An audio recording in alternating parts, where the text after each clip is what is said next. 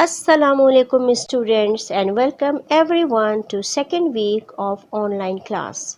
I hope you are doing well and very busy in studies.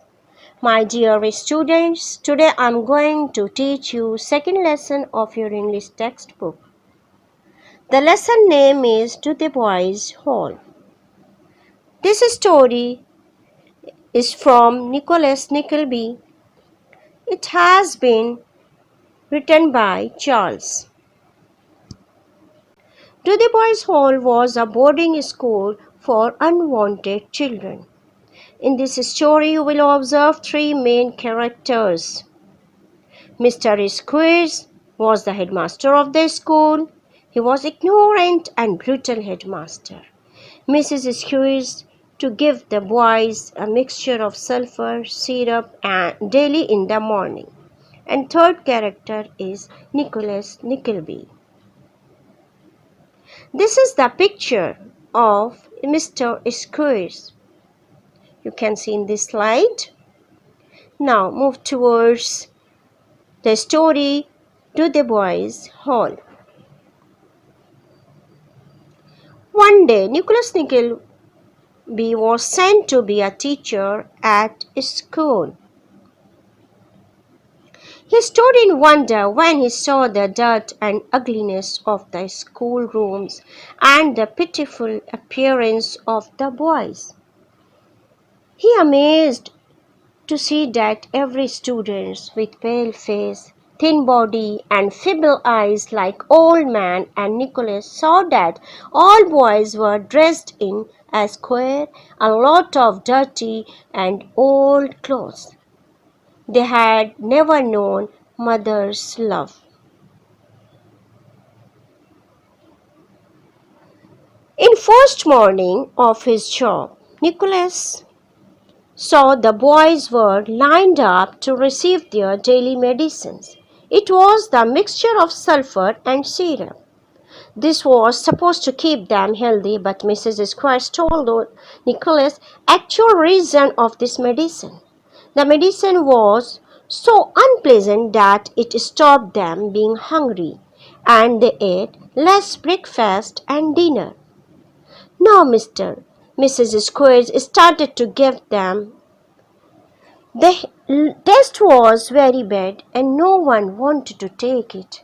But by the force Mrs. Squires pushed a large spoon into one mouth after another.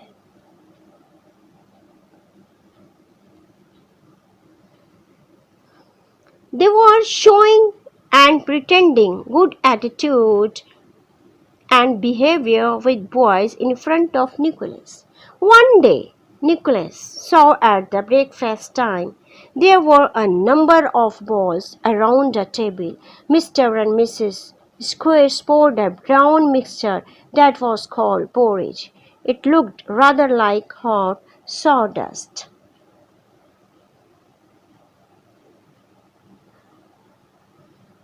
It was tasteless, but the boys were used to take it as they sat down for taking it. It wasn't a new thing for boys. A small piece of bread was put into each bowl of porridge, and it was used as a spoon. After that, Mr. and Mrs. Squires went to have their own breakfast.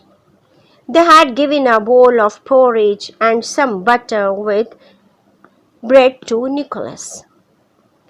Nicholas ate his bowl of porridge, feeling it was better than nothing. Do you know, students, why did they give him better breakfast? Because of his position. As you know that Nicholas was sent to be a teacher over there. The behavior of Mr. Squeers wasn't good with students. Now morning time of school activity was started.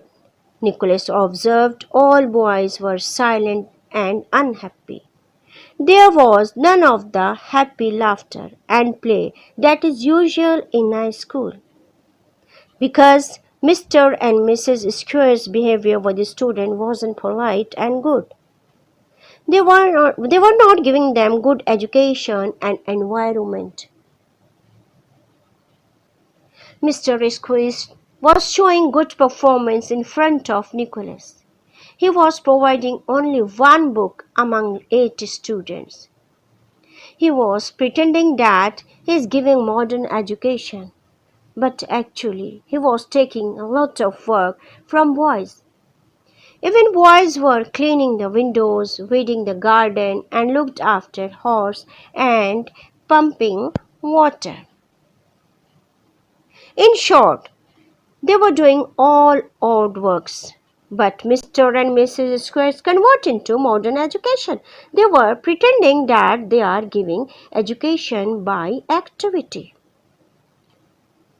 After watching all situation, Nicholas got to understand Mr. and Mrs. Squares were not running the boarding school in proper and good way. In this way, the first day of Nicholas dragged heavily. Students, story is ended. I hope you listen this story very carefully, and you must haven't seen such type of school in your surrounding, because this is an old story of boarding school in England. Let's student move towards vocabulary meanings.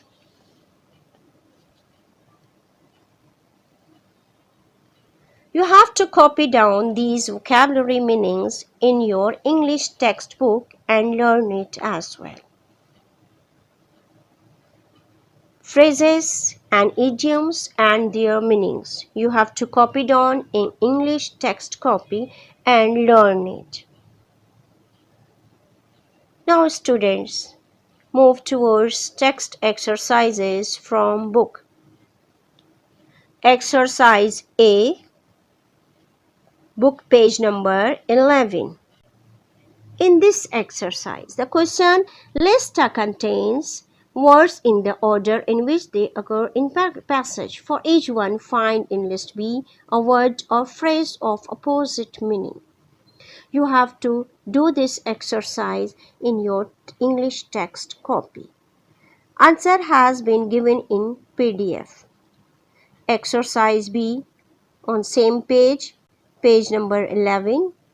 Give the noun formed from these words: ugly, cruel, determined, ignorant, brutal, horrified, hungry, and mixed.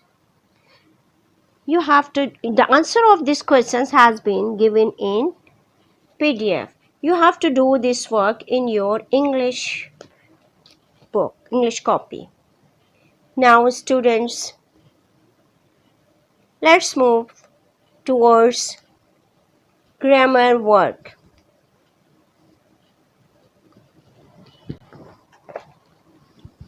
In the PDF, two paragraphs are given which you have to translate into English. First paragraph is of present simple tense and second paragraph is of past simple tense.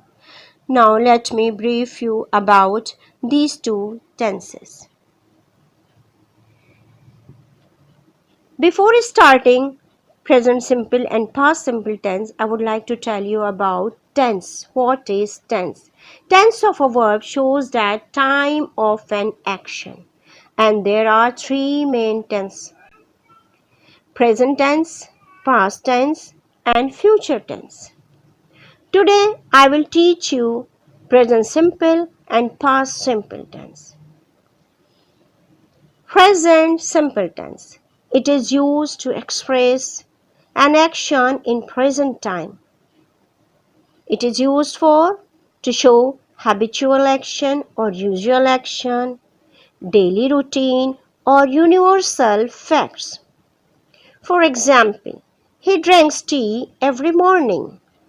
This sentence shows habitual action.